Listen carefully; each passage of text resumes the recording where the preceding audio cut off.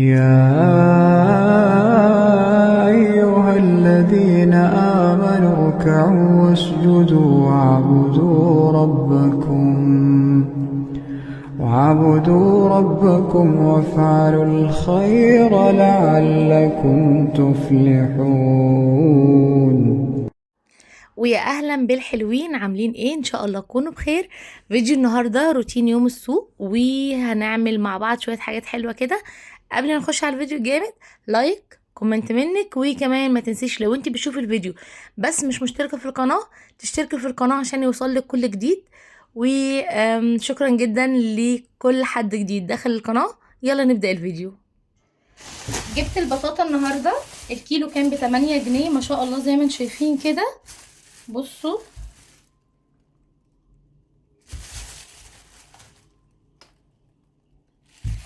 تمام. الكيلو فيها كام؟ ب8 جنيه. جبت كمان ملوخية، اللي اخدت ال3 ربطات دول ب10 جنيه.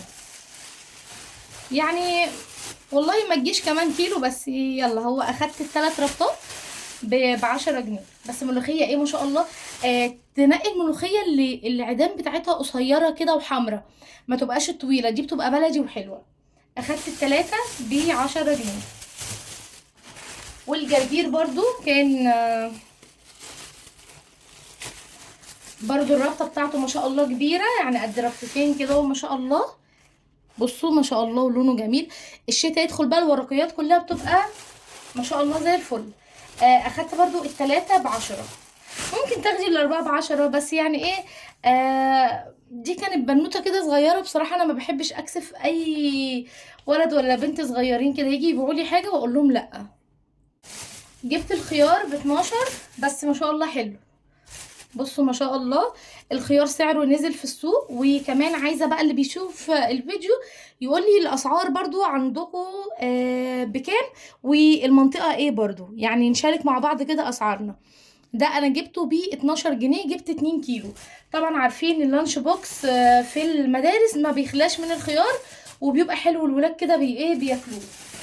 الطماطم يعني نزلت شويه، انا كنت بجيبها ب20، جبت الطماطم القمر دي اللهم بارك ب15 جنيه.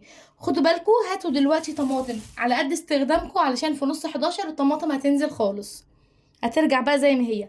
جبت 3 كيلو دول ب45 جنيه، بس ما شاء الله حلوين. بصوا جمال. القتة ب10 جنيه، جبت كيلو من القتة، برضو الولاد بتحب تنقنقها كده. جبت كيلو من القتة. جبت كمان ايه، انا عندي ليمون ما جبتوش. جبت كمان فلفل اللي هو الرومي بقى الحلو بتاعنا ده القمر. والفلفل الرومي كان الايام اللي فاتت اسعاره عاليه، دلوقتي انا جايباه ب12 جنيه. فدول اكتر من كيلو، فجبت كده شويه محترمين. بص انا بوزن الكميه اللي انا عايزاها، بنقي الكميه اللي انا عايزاها، والراجل بقى بيوزنها لي ويقول لي كذا. بصوا ما شاء الله الكيلو ب12 جنيه. جبنا كمان البصل الاحمر، وبرده سعر البصل حلو قوي، جبته ب12 جنيه. جبت حوالي 4 كيلو كده يعني اهو. 4 كيلو ب12 جنيه. والبصل الابيض ب15، بس انا عندي ابيض فجبت بصل احمر. جبت كمان ايه بقى، انتوا عارفين دايما بكلمكم على اكياس بهارات ويلز دي. الحاجات دي انا بجيبها من سوق الاخبار في الحي السادس مدينة اكتوبر. جبت كيس توابل سمك، لان انا جايبه سمك هعرضه معاكم دلوقتي، بس انا اول ما جيت حطيته في التلاجة. وجبت كيس شاورما. وبهارات بطاطس بقى، انا كنت جايبه 4، اول ما جيت الولاد اخدوا واحد. البهارات دي انا بجيبها بباقي الفلوس، يعني الاول انا جبت الكيس السوري ده من باقي فلوس، وانا راجعه من اخر السوق كان معايا في ايدي 20 جنيه، فقمت جايبه بيها التوابل، 4 توابل بطاطس وواحده بتوابل السمك. بيبيع الكيس ده ب10 جنيه. اي عطار في سوق الاخبار بيبيع كيس توابل ده ب10 جنيه، في اي بقى ماركت بره بيبقى ب14 جنيه، فوفر فيه حلو قوي. دوروا في الاسواق الشعبيه عندكم هتلاقوا. فانا بجيب الحاجات دي بالفكه اللي بتتبقى معايا باقي الحاجات اللي بشتريها. جبت الوايبس دي وكنت جبتها معاكم اول الشهر برضو، وعجبتني ريحتها حلوه قوي. بصوا اسمها بيمبو، تحفه تحفه تحفه. بنضف بيها كل حاجه زي ما قلت لكم. دي ب30 جنيه، فيها 72 لا فيها 120. جبت حاجه بقى مش قادره اوصف لكم على جمالها، والله كنت بدور عليها بس ما كنتش متخيله ان انا هلاقيها. لو تفتكروا انا كنت جبت معاكم فيديو من كام فيديو كده البرطمانات دول، عشان انا عايزه اعمل ستاند، او عايزه اعمل كده يعني ايه طقم للشاي والسكر والقهوه.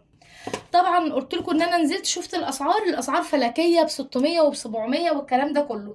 زلزال برضو اللي في الحي السادس كان عامل على البرطمان ده 50 جنيه، كان عامله ب50 جنيه عرض. فجبت التلاتة وهو معاه ستيكر بقى اقدر احطه شاي او سكر او قهوه. وبصوا الغطا بتاعه خشب كده، ومعاه قطعه من السيليكون كده عشان تبقى ايه محكمه الغلق. فطيب كنت عماله اقول انا جبت التلاتة بس، طب هحطهم على ايه هعمل ايه؟ فكنت كده كده انا مأخره عشان عايزه اعمل شويه تجديدات في المطبخ، مأخره شويه. النهارده وانا في زلزال اتفاجئت ان كان عندهم طقم والله العظيم ده فعلا حصل، كان عندهم طقم ازاز حاجه زي كده بس اتكسر، ودي كانت موجوده. فانا اول ما شفتها لوحدها كده فما يعني قلت ايه ده هي من غير طقم وكده. شفتها سالته بكام قال لي 45، قلت له لا ده هي يعني انا هاخدها ب 30 جنيه هي من غير اي حاجه، فاخدتها ب 30 جنيه. شوفوا لي بقى القمر لما يتحطوا التلاتة جنب بعض كده شاي وسكر وقهوه، انت عملتي طقم ب 180 جنيه، 3 برطمانات ب 150 ودي ب 30 جنيه. ف والله ما كنت عارفه، كنت بدور عليها كتير ما كنتش عارفه الاقيها فين. بصوا هيبقى طعم خشبي في بتاع ده في ازاز كده حلو قوي.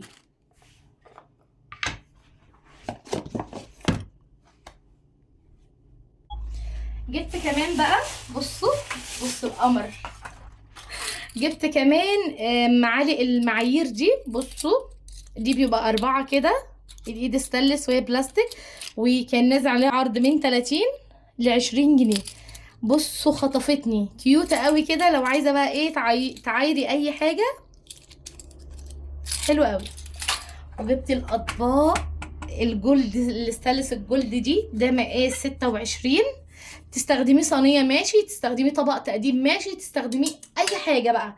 جبت 2 وهو كان نازل برضو عرض عليه من 80 ب65 جنيه. جبت 2 الاتنين ب130. بصوا تحفه تحفه تحفه، والجولد ده طالع ترند اصلا دلوقتي. فدي الحاجات اللي انا جبتها من زلزال، والله كنت رايحه ولا كانت في دماغي، انا كنت بدور عليها وقلت اكيد مش هلاقيها يعني اكيد مش هلاقيها بره الطقم. فدول الحاجات اللي انا جبتهم من زلزال، ودي مشتريات السوق. هشيل واعرض معاكم السمك. جبت بقى السمك ده، بصوا انا جبت ده 2 كيلو سمك بولتي، لا كان كيلو 800. المهم ان انا وزنت 4 سمكات ما شاء الله كبار، السمكه كبيره مياس صغيره خالص. بصوا اللهم بارك، شايفين ما شاء الله يعني ايه اكبر مش من شبر يعني. دول 4 سمكات برضه اهو من اسماك المحافظه هناك، كان ب85 جنيه الكيلو. جبت 4 وزنه كيلو 850، 4 سمكات كبار. جبت كمان بقى حاجه تحفه ثواني. بصوا بقى جبت السردينه القمر دي، بصوا عشان اخللها، شايفين؟ شوفوا لي بقى القمر. بصوا كان الكيلو ب80، سردينه دي الكيلو ب80 جنيه اهو. دي هخللها يعني انا جبت بتاع هقول لكم كيلو الا ربع، جبت كيلو الا ربع. هو كان 700 جرام بالظبط، هو كان ب80 وهو 700 جرام يعني كيلو الا ربع. بصوا شايفين ما شاء الله ما شاء الله عاملين ازاي. بصوا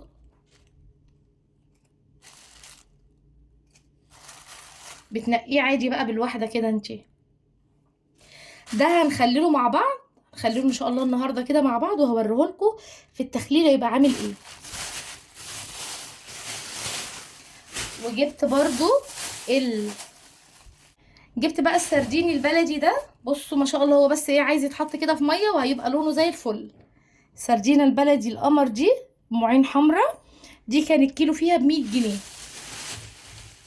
بصوا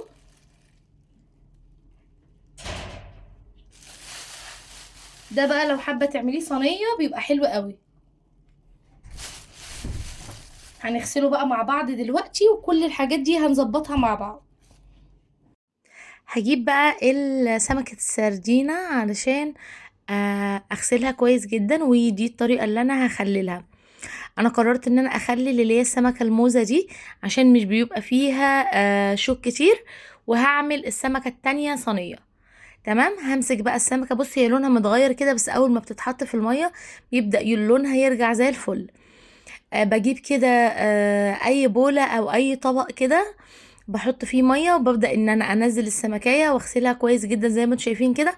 وانا اول ما الميه لونها بيتغير برميها، وبكرر تاني عمليه الغسيل ده في ميه نظيفه. بيفرق قوي يعني. بص انا بعملها اهو، عملتها اهو زي ما انتم شايفين كده دور مثلا. وهشيل كل السمك ده، هدلق الميه، وبعدين اقوم عاملاه تاني في ميه نظيفه لحد ما ينضف كويس جدا. ودي احلى طريقه تغسلي بيها سمكه السردينه من غير ما تتهري منك.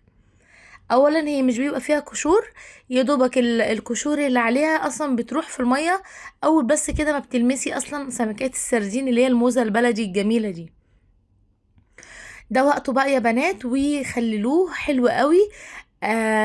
يعني احلى وقت في السنه للسردين عامه هو شهر اكتوبر ونوفمبر وديسمبر. الثلاث شهور دول بيبقى يعني السردين حلو قوي فيهم. فتقدروا تجيبوه وتغسلوه كويس جدا. انا كنت كده غسلته وحطيته في المصفى يتصفى، وسايباه بقى على جنب عشان نخليه ان شاء الله مع بعض الفيديو الجاي باذن الله. جبت الخضار. انا مش بغسل الخضار علشان ما يتبلش مني على طول.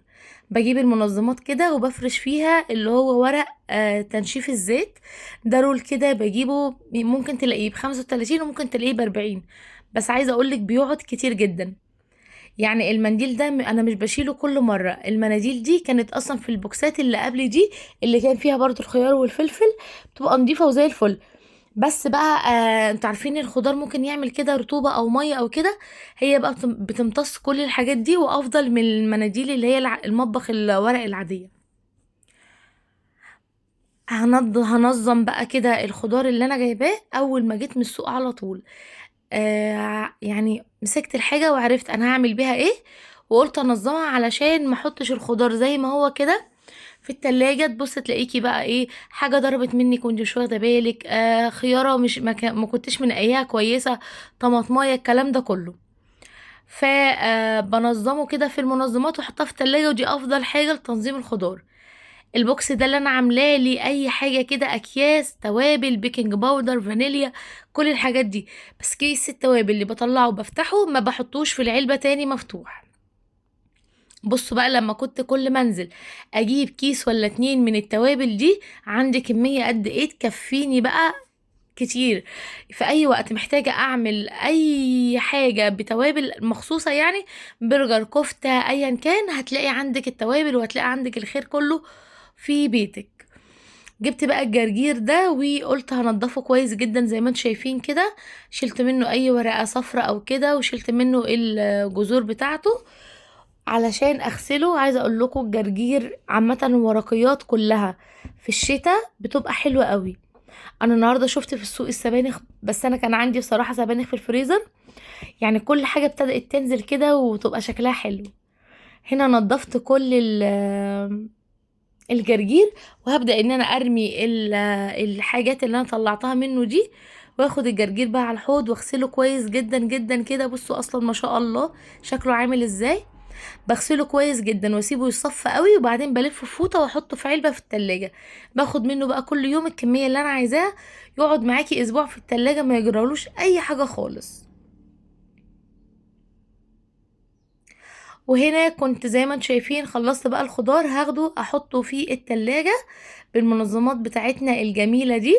هحطه كده في التلاجة علشان هعمل معاكم صينيه سردين تحفه تحفه تحفه. هنعمل مع بعض بقى صينية سردينة كده مزاج عالي، اقسم بالله طعمها كان ملهوش حل.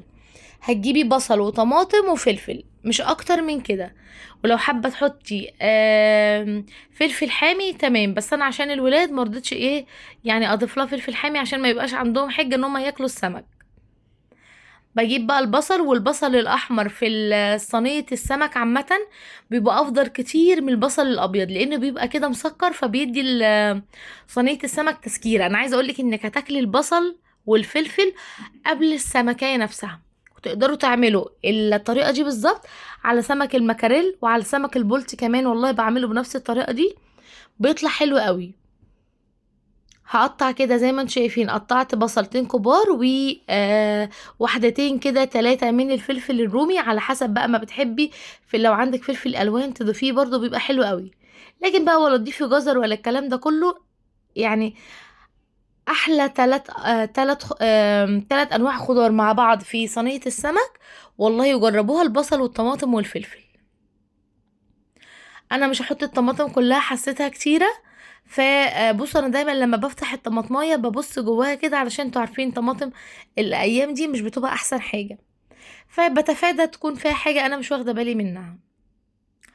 هبدأ بقى دلوقتي نعمل خلطة التتبيلة اللي هنتبل بيها الخضار والسمك كمان. معايا بقى هنا كده 3 4 فصوص من الثوم، ومعايا كده معاهم معلقة من الملح وبهارات السمك، وكمان كزبرة وكمون. مش هحط اكتر من التوابل دي، بهارات السمك بتغنيكي ان انت تحطي اي توابل تانية، هي بتبقى اصلا مززة كده وطعمها حلو قوي. وهبدأ ان انا اجيب ليمونتين واعصرهم كويس جدا على الخلطة الجميلة دي. طبعا انتوا عارفين السمك يعني ليمون وكمون، على قد ما تقدري تحطي كمون وليمون، هما روح السمك عامة يعني بيخلوا السمك طعمه حلو قوي.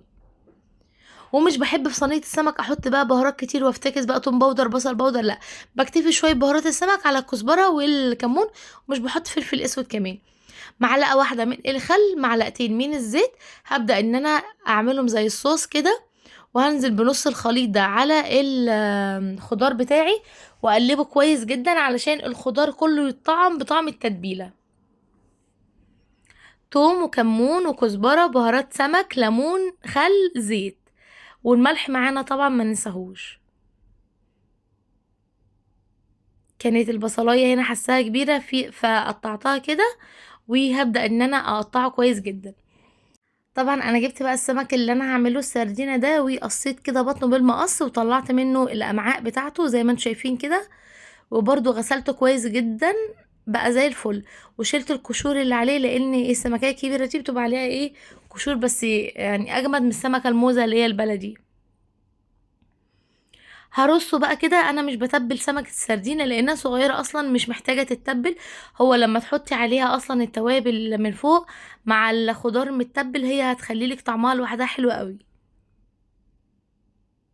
عايزه اقول لكم جربوه تحفه قوي، ومليان طبعا بالاوميجا 3 ومفيد جدا للاطفال، ويعني كله كده يعني انت عامله اكل كله خضار وسمك والحاجات دي كلها. فتره المدارس بتبقى حلوه جدا للولاد. بصوا بقى حطيت التتبيله بتاعته كله كده من فوقيه زي ما انتم شايفين، وهبدا ان انا كده ايه اجيب شرايح ليمون وفلفل كده على طماطم وايه، واحطه على الوش. الليمون ده بقى بيخلي طعمه حلو جدا، بيديله مزازه حلوه قوي. شكلها اصلا وهي نيه كده تتاكل. هنزل عليها بمعلقه واحده من الزيت بس كده عشان تلمعها، وادخلها الفرن. بتقعد في الفرن حوالي ساعه الا ربع كده على درجه حراره عاليه، وبتطلع معاكي بالشكل القمر ده. بصوا ما شاء الله. اتغدينا وغسلت المواعين وذاكرنا للولاد، والولاد هنا كان ناموا، فقلنا ننزل نسقي كده الشجر والنجيلة اللي لسه هم زارعينها كده. بس عايزة اقول لكم بقى الجو كان تحفة كده، وفي لمسة كده من السقعة حلوة قوي. طبعا الايام دي احلى كده ايام السنة، لا الجو شتاء قوي ولا حر قوي.